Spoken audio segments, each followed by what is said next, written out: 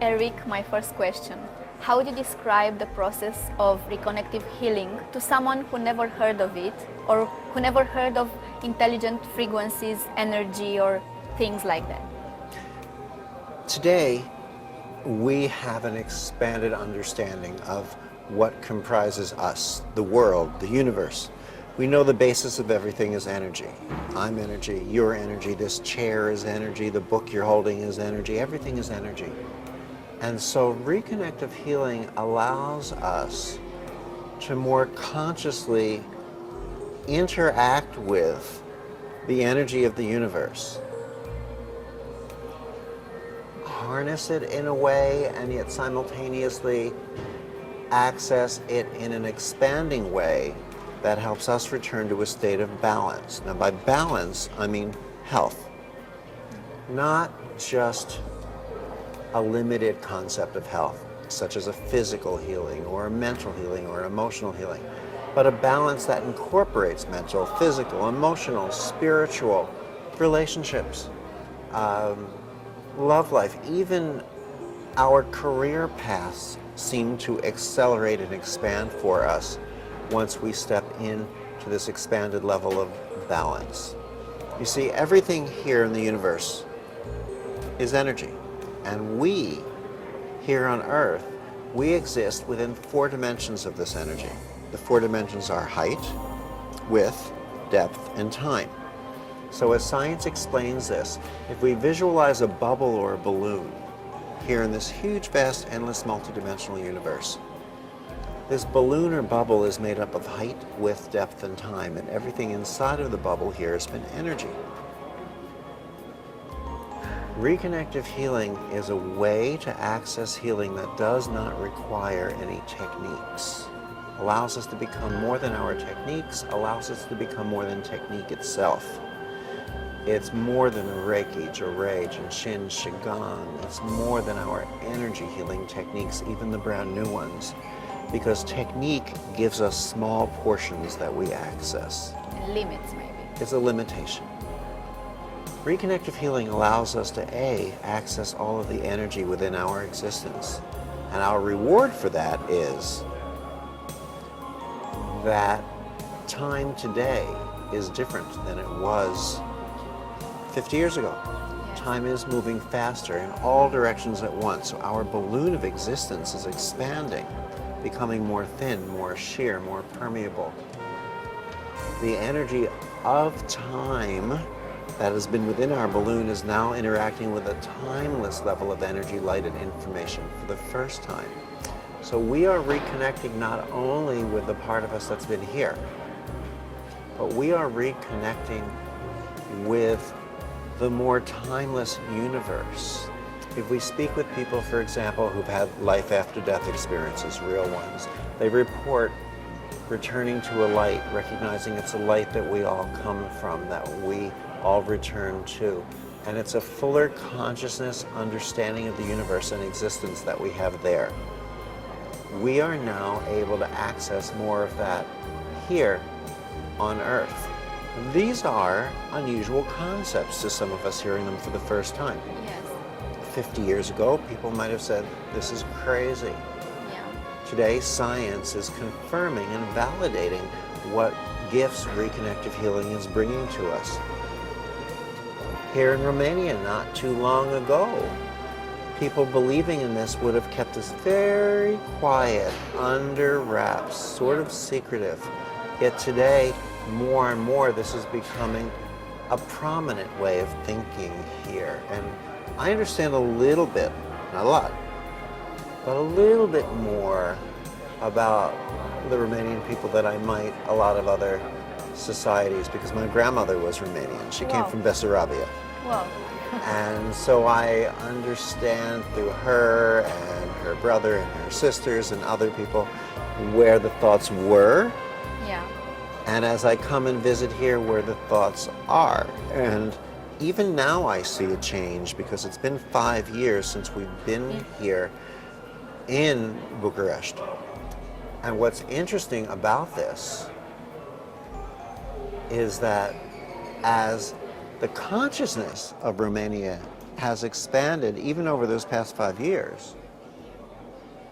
The healing training programs, the reconnective training programs that we're bringing here are brand new. They are not the more limited ones that we had here 5 years ago, but they're brand new training programs new this year. So we're bringing them back because I have to. I feel compelled to. When did you come for the first time in Romania? And who invited you? How did you come here in Romania? Well, it started the way it usually starts in countries, which is, my book in English is called The Reconnection, Heal Others, Heal Yourself. It's now an international bestseller in 39 different languages. So as soon as a Romanian publisher became interested in publishing the book and printed it, I knew I wanted to bring the seminars here because I had never been here, but as I said, you know, my part of my family lineage is Romanian, so I was excited to come. I'm not sure what year we came first. I would guess that it was maybe around 2004, give or take a year. Yeah. But I came a few times, maybe 2 years in a row, maybe a year or two in between, and then we haven't been here for 5 years. But just last year, we entirely changed the Reconnective Healing seminars that we used to give and expanded them now into training programs. So there's much more material. There's an expanded way that we're able to teach, communicate, and convey what's going on. For example, we'll be here starting July 10th. On Friday night, July 10th at the Intercontinental Hotel here in the center of Bucuresti. I'll give a 3-hour presentation that's open to the public. We talk about the history of the work, the theory, the science, the philosophy. We give everyone an opportunity to feel this in their hands, and we begin to teach them how to utilize it. For people who want to learn how to use this work on a personal level, meaning self-healing, be of some assistance to their immediate family or close friends, the seminar continues, or the training program continues into level 1, that's Saturday and Sunday. For people who want to learn the work on a professional level, so you can do it at the highest level, whether it's just for your family or friends, or whether you want the opportunity, the option open to you to step into healing as a profession to help your communities, then we continue at the professional level on that Monday and Tuesday, which I think is the 13th and 14th of July. Yes. What will happen is I'll demonstrate a level of the work from the stage. Then there'll be massage tables set up on the floor throughout the room. So one person will lie down on the massage table, one person will stand up at the massage table. And the seminar will be simultaneously translated into Romanian. So there'll be headsets, so you don't have to understand English. And I don't have to understand Romanian. Yes. We'll take your hands, the teaching assistants and I will show you how to feel the frequencies, how to find them, and many of the teaching assistants are native Romanian speakers, so you'll have people to be able to communicate with directly. We'll show you how to feel this and play with it, and you will start to see the person on the massage table in front of you go into involuntary movements of their fingers, their arms, their legs, the muscles of their face, their eyebrows, their eyes. Then we'll trade places so you get to lie down and experience it while they start to work on you. We'll go back to the chairs, talk about what we just experienced, do some question and answers, more science, more philosophy, learn a new level of the work, go back to the tables again. We'll bring in people from outside of the hotel who don't know what to expect, so you can start doing professional sessions with them. We'll learn how to do this via distance, so you don't have to be in the same room or even the same city or country as the person. Learn how to do it holographically, learn how to start and set up and start your own practice and build your own healing practice if you want to. We'll go into subtlety and nuances, ways to change and increase the experience for other people and expand the healing process. And by the end of the seminar, on that Tuesday, I can pretty much promise you 2 things, which are A, you will be able to do anything and everything in the way of healing that I can do, and B, you will be able to do anything and everything in the way of healing. Any human being anywhere on this planet can do. Anyone in this type of what you consider an energy or energy-related field. It doesn't matter whether they call themselves a master or a grandmaster. It doesn't matter whether they've mastered 33 techniques, whether they've created techniques, whether they were born into a healing family lineage. All that matters today is that our willingness to transcend, let go, and rise above the limitations of technique itself. That's the key to stepping into an expansion. Now, give me one hand for a moment. I want you to feel this. Well, here, this will be easier for you. Yeah. Hold your hand right here, open your fingers. Hold them open like that. Now, I bring my hand in here and I watch that movement of your fingers. My whole arm begins to float. If I push it down, it floats back up again. And you keep your fingers open, but watch them. See how they pull back in? Do you see it? Do you not see it? It might be a funny angle for you. Like, watch your index finger. Here, I'll help. Yes, I see. Watch it pull and move in that direction. You see it? Are you moving your finger, or is your finger moving by itself? No, it's moving. It's moving by itself, Yes, right? yes. Okay. Notice as I pull further away, you would think it would get weaker, but the sensation pulls more, actually becomes stronger. Because this is not just energy. This takes us beyond energy into aspects of light and information. See how your fingers are doing that now? Yes, What does it feel like? I feel like some small vibrations and tickling. And a tickling, right? Yes. Now let's try this hand. Keep it right there where it is. Open your fingers, hold them strong.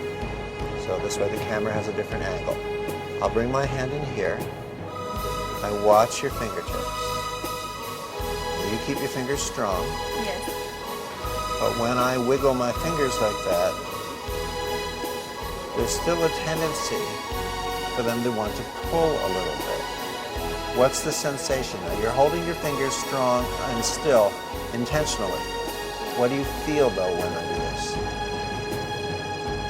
It's like, as you said, it's moving itself. I don't know, it's like it's having its own energy. I don't know how to say. So the how to more explain. you try to hold your fingers Yeah. still, the more you feel it pull against that. Yeah. Now if you relaxed your fingers a little bit, see how they start to move, because that's Yes. what they've been wanting to do. They've wanted to have that movement Yeah. in them. See how your little finger Yes. does that once in a while? So now it's an easier sensation. What is happening? That's the question.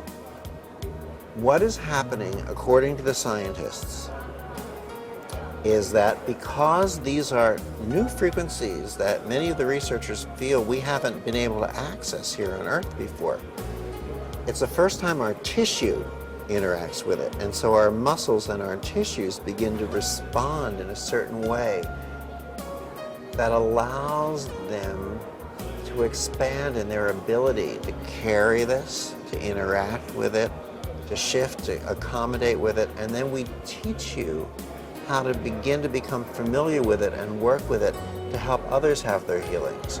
According to 6 independent studies so far, this simple interaction that you and I just had was actually allowing your DNA to restructure in itself, to heal, to emit higher levels of more harmonic or coherent or balanced light. And what we know today is that the body heals through this communication of light. Okay, you amazed me.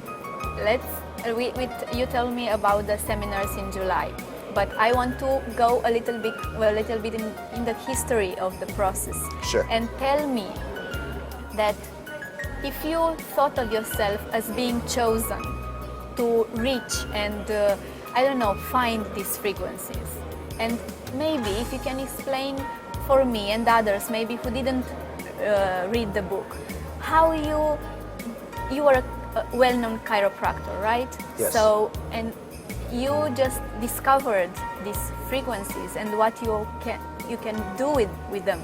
So tell me if you can do shortly the experience and how you reach the frequencies. In very brief format, what happened was I practiced as a doctor of chiropractic for 12 years. When one night I was asleep and I suddenly woke up because there was this bright light in my eyes. It was the lamp next to my bed that I had for 10 years. It seemed to be a normal lamp, but on that night, for some reason, it turned itself on and woke me up. My bedroom door, which was closed when I went to sleep, was now open. So I thought someone was in my house. I went walking through my house looking to see who I could find. I brought a little knife with me and a can of pepper spray and my Doberman pinscher. Couldn't find anyone, and I decided it was my imagination. So I went back to sleep. But that Monday when I went into my office, my patients started telling me that as I worked on them, they felt as if someone was watching them. They felt sets of hands resting on them in a way that was very comforting, very relaxing, very beautiful. As I held my hands near them, their fingers would move, or their eyes would move, or their arms or legs would jump. And when they got up, they opened their eyes. They told me they were seeing colors they had never seen, smelling flowers they had never smelled. Some of the patients who came in wheelchairs were suddenly able to walk. Some of my younger patients who had epilepsy or cerebral palsy, their parents were calling me later that week saying they're not having seizures any longer, they don't need their medications, they can walk and talk normally. Their doctors called, asked what I had done. I said I didn't do anything and don't tell anybody. Of course, the more I said that, the more everyone started talking. Soon people came to me asking to learn this. And I said, I don't know how to teach this. You've got to be crazy. What am I doing? I'm standing there, I'm moving my hands in the air. People are having healings. I said, you go outside, wave your hands in the air, tell me what your neighbors say about you. But my patient said, but I drove home from your office and I pulled up in front of my house, and before I could hit the little button to open my automatic garage door, it started to open and close by itself. Or I walked inside the house and my lamp or television started turning itself on and off and on and off, and I felt feelings, sensations in my hands. I held my hands, there's someone in my family, and suddenly my grandmother could walk after her stroke, or my uncle could hear again. And that's when we began to recognize that once we interact with what today science calls the reconnective healing frequencies or the reconnective healing spectrum, it changes us. It not only allows us to access our own healings by returning to an expanded state of balance, but it allows us to bring this level of healing and balance to others once we learn how to utilize it. I've taught close to 100,000 people around the world so far. I speak at hospitals, universities, the United Nations, and yet part of what's most exciting is presenting at places like the Intercontinental Hotel or somewhere in Bucuresti, where we can teach everyday people how to bring healings into their families and inspire those of you who are ready to become professional healing practitioners. Maybe your job right now makes you very happy every day. Maybe it doesn't, because inside you understand that there's a higher level of contribution you can make to the universe. There's a higher profession for you, something that makes your heart sing. So this is part of what we're teaching today, but this is how I discovered it. Then I had to learn and pay attention to how I utilized it so I could begin to teach that to others. I had to learn some of the mistakes that I made from getting advice from other people and how to let go of those so I could teach others how not to make those same mistakes and to let go of them as well. So do you think all what happened to you and what ended with this beautiful process has any connection with how your mother gave birth to you? Because it was a nice spiritual story, and who read the book knew about it, or maybe you can tell us. Well, that goes back to the part of the question that I skipped, which is, did you think I was chosen? Yes. And I try not to think along those lines. everyone's chosen to participate in life in any way they do. You're chosen to be a journalist. It took you a little while to recognize it, that's all. Yeah. And I used to say to myself, I don't know why I would have been selected to do this. I mean, I don't have that spiritual personality. I'm not always the most pleasant or patient person, and you know, I enjoy myself. I like to have a few drinks. I like to tell some off-color funny jokes. I like to enjoy life and live with it. And some people say, well, healers should, you know, give up their worldly goods and be very serious, like and monks, just or wear, you know, certain kinds of healing costumes and wear crystals. I don't do that. Yeah, I'm not a monk. But part of what I'm realizing is maybe part of the reason that this is my role is because of all my seeming imperfections in my nature and personality. Because when people are trying, they want so much to be a healer, they think they have to become special enough, spiritual enough, worthy enough. And you can look at me and say, well, if that guy can do it, I can do it too. And it's funny, but it's actually really a gift, because if we can see the imperfections in others and what they're able to accomplish, the imperfections the way I would or others might view my personality and what I'm able to do, then we can look at our own imperfections and say, well, that doesn't need to hold me back either. I'm still on the path, always wanting to be better, but I can help people now. I don't have to wait. So, chosen, who's chosen, when, where, why, or how? People say, when did it start? Did it start when my lamp went off? Did it start during the birth process, as you suggested? My mother died giving birth to me. And she came back to life, and she talked about her experience during that time. She was lying on the delivery table, felt herself dying, didn't want to die, but couldn't get the attentions of the doctors. Left her body, floated up through different levels of spirits, souls who had left their bodies. Suddenly found herself drifting down a beautiful lane where she saw flowers that she'd never seen, colors that she'd never seen. She recognized people from many lifetimes, our interactions with one another in different roles. She could communicate with them with just one look, conveyed volumes of information, words weren't required. She found herself moving down, being drifting sort of down towards a very bright light, which at first she was afraid to look at because she thought it might burn her eyes. But then she realized there was nothing to burn, and she looked at it, and it was a beautiful light. When she arrived there, her life was laid out before her. There was no judgment. There's no judgment. And yet she knew it was a beautiful life. She was given the secrets of the universe, why the sky is blue, why the grass is green, how war is a temporary state of barbarism that we will evolve beyond, how absolutely ridiculous it is for young men and women to go out losing their lives fighting political, monetary battles for older men and women. She knew how we can't blame God for the most seemingly horrible things, such as when a car drives by and shoots a child. I mean, it sounds like something awful, but when we're there, we understand that there is truly a perfect reason for everything, and everything makes perfect sense. And we are not here to know the reasons. We're here to seek the reasons. Our growth comes not from understanding everything, but from seeking an understanding. That's how we grow on this plane, this planet, this earth. And for all of that experience, it became so beautiful, so exquisite to her that now all she wanted to do was stay, and suddenly she was told she had to come back. She had to come back to raise me. And so she struggled to hold on to these secrets and these insights as best as she could. And when she came back, she knew that most of them intentionally had left her, but these were the ones she held on to. And matter of fact, of the book that you're holding, The Reconnection, the entire second chapter is, as best as she can recall, her life after death experience.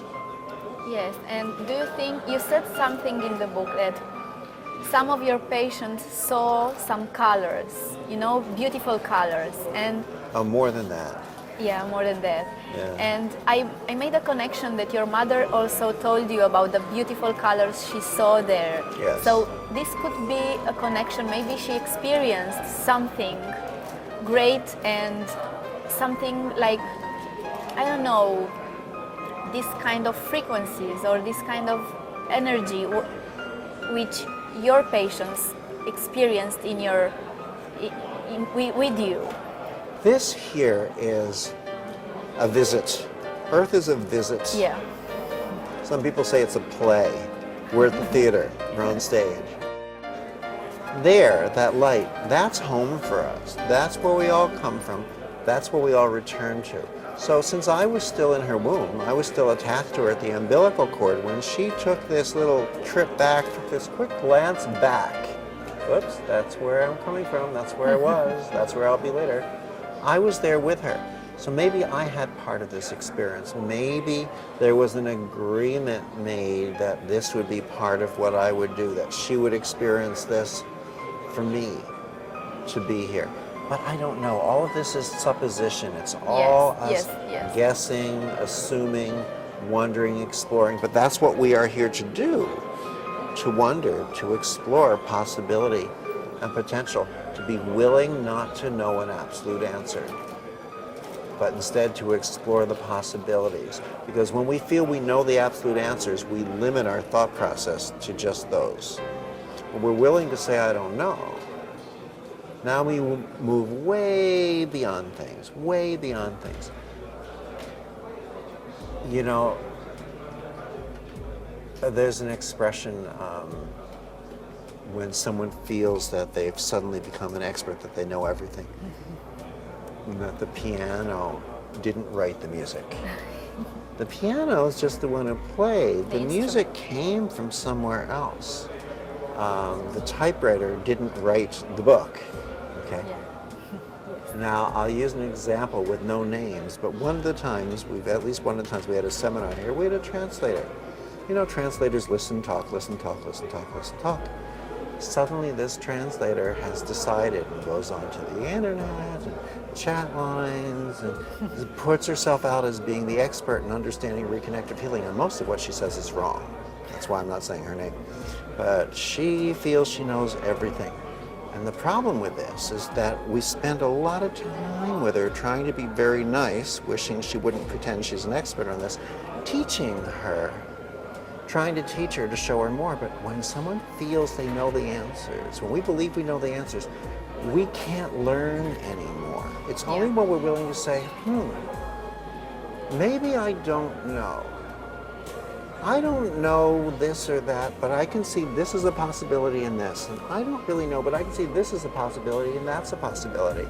And when I start to put these possibilities together, I see what first appear to be greater answers, but they're not answers. They are yet greater building blocks that allow us to continue to ask more questions.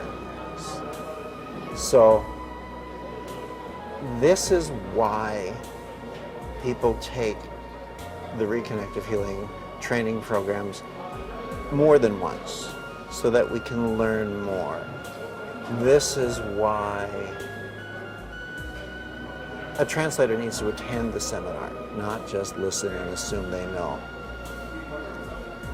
This is why I continue to teach this work, because I continue to learn more. And as long as I'm allowing myself to realize that I don't know the answers and to understand more, then I think that I become a better instrument to shine a light more brightly for the rest of us to also begin to discover more. Yeah. Do you think a person who attends your seminars is meant to be there, or let's say differently, he has to be prepared in some way to come? I mean, are they, I don't want to use the chosen word again, but are coming the person who has to come? Okay, now I'm watching you ask this question 3 different ways, and I'm smiling because I know what you're looking for, how you're trying to, what your point you're trying to get to. everyone is where they belong to be. Everyone is where they belong at the right time. Everyone goes to the right seminars, the right classes, the right relationships, even though they might not feel that way at the time. Yes. So yes, it's part of everyone's role. There's an inner voice that calls to us. If you're interested in this work, something inside of you says you're interested. Look, birds know when to fly north and they know when to fly south, right? Do they sit down and have a conversation? Do they open the newspaper and go, oh, honey, you know, next Thursday we're supposed to fly south? No, something inside of them knows that they're supposed to do that. Something inside of us calls us to this. If we're interested, we're being called. If we're being called, we're being given an opportunity to look at something that is a new level of our expanded possibility and potential. Understand. You were a well-known chiropractor, right, in America? Fairly, yes. Yes.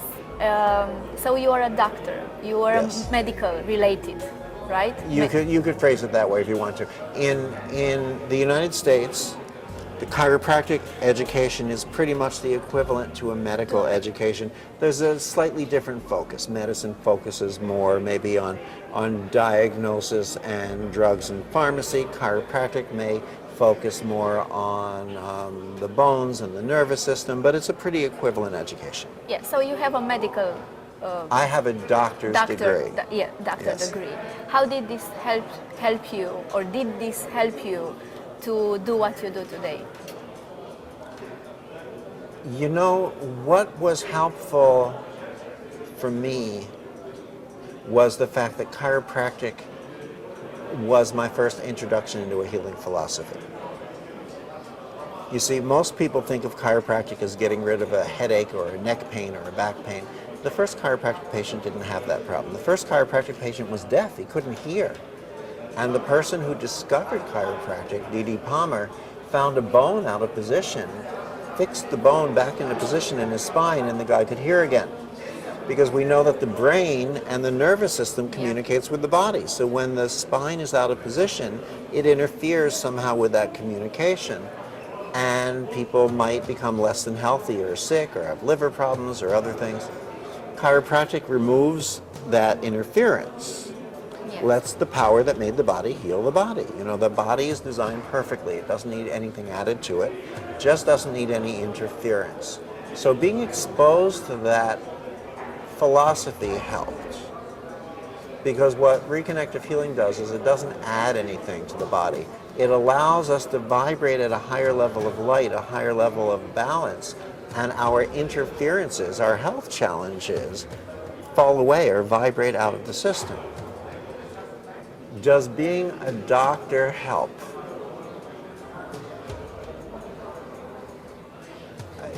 Yes and no, but not in the way you would think.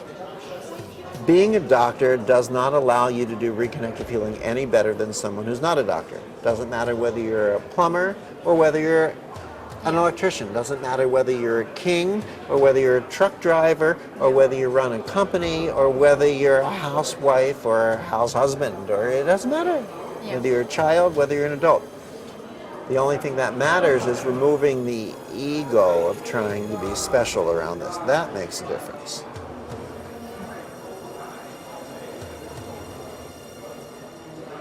What matters is our willingness to let go of the past and to recognize there were steps bringing us to where we are today. So if you're looking for someone who does reconnective healing at the highest level, Google them up. If they're doing reconnective healing and they're still doing energy healing techniques, they'll do their energy healing techniques better than other people just doing those techniques, like Reiki or Qigong, but they won't bring reconnective healing through as well as clearly as people who've let go of their techniques. So people doing reconnective healing and energy healing techniques, that's probably not your best person to go to. But the doctor thing, you know what's most important about the doctor thing? Can I have this book for a second? Yes. Right here, it says Dr. Eric Pearl. That was a whole discussion. Do I just put Eric Pearl as the author or Dr. Eric Pearl? Eric Pearl or Dr. Eric Pearl? Does doctor make me do it better? No. You know what that DR does there? It lets people who are walking through the bookstores or looking on the internet say, oh, a doctor wrote this book, I guess I'll let myself read it. What happens is that we walk around, the public, with self-imposed blinders. Well, if it's not written by a doctor, it can't be real. So I guess part of the plan for me was that I became a doctor. So I could say Dr. Eric Pearl, and other people go, oh, well, a doctor wrote this book, so it must be special. Being a doctor doesn't allow you to do this better. I will say my experience in becoming a doctor and understanding the philosophy of healing, that was a great benefit because that allowed me to develop greater insights into healing that are used now in teaching. The Reconnective Healing training programs that are here are brand new, and we bring more philosophy, more science, and more understanding to them. So everyone in most of the world up until this past year, including Romania, who had attended the seminars that we were giving, don't yet have this full education that the new people will be getting who attend the seminars here in July 10th and through that whole seminar. As a matter of fact, that's part of the reason that many people are taking the seminars again. You know, any good healthcare profession, whether you're a medical doctor, a dentist, a chiropractor, even acupuncturist, other fields, massage therapy, even hairstyling, I believe, psychology, psychiatry. Most of these professions, you have to go back every 1 to 2 years and be brought up to date on the expanded teaching. It's called relicensing or continuing education. We're doing the same thing with Reconnective Healing. So soon, to be able to be what we call a foundational, which is what you call the top level, a foundational or professional Reconnective Healing practitioner, you will need to have taken and attended the new training program. So that's part of why we're bringing it here to Romania, so that people can start taking the new training program now and not suddenly find that they're not able to call themselves foundational professional Reconnective Healing practitioners, because by the year 2016, anyone who hasn't taken the full expanded training program won't really be able to call themselves that any longer. How many are in the entire world? Do you know? I would say that approximately 100,000 people have gone through the Reconnective Healing seminars and into the new training programs. It doesn't mean that they're all practicing. It's not for everyone. For some people, they use it for themselves and for their families. For some people, they get a little lost and they want to just do techniques so they don't bring it through as well. And for others, they get it, they understand it, they focus on the purity of it, and they become practitioners. Okay. Thank you. Thank you. You so much. You know, there's so much to explain, and there's only so much time in any interview. So what I like to tell people is, Google up the Reconnection. Google up Reconnective Healing. Google up my name. Google up Eric Pearl. Watch the videos, the interviews, read the articles, go to thereconnection.com, read the magazine interviews, and you'll get an expanded understanding of this. If you really want to just dip your toes into the water, come Friday night, July 10th at the Intercontinental Hotel here in Bucuresti and see the 3-hour presentation where we begin to teach you how to work with this. We'll even bring volunteers up from the audience and give live demonstrations of the healings. And you can decide from then, do you want to learn this on a personal level and continue the 11th and 12th, Saturday and Sunday? Do you want to learn it on a professional level and continue the 13th and 14th on the Monday and Tuesday? You have to say to yourself, what is this? And is it calling to me? And it's a very personal decision for each of us. Yes, thank you. Thank you. So much more. My pleasure. I'm so nice to meet you, and I'm so thrilled. It's a pleasure to meet you too. And, by the way, congratulations and thank you, because, you know, your What's Up Doctors is reaching so many people. I hear more than 2.5 million people in these first interviews. This is you making a change in the world. This is how you are a healer. For some people, we work one-on-one. Yeah. Some people, reach millions in other ways. So Yeah. thank you. Spread the word. Yeah. I thank you.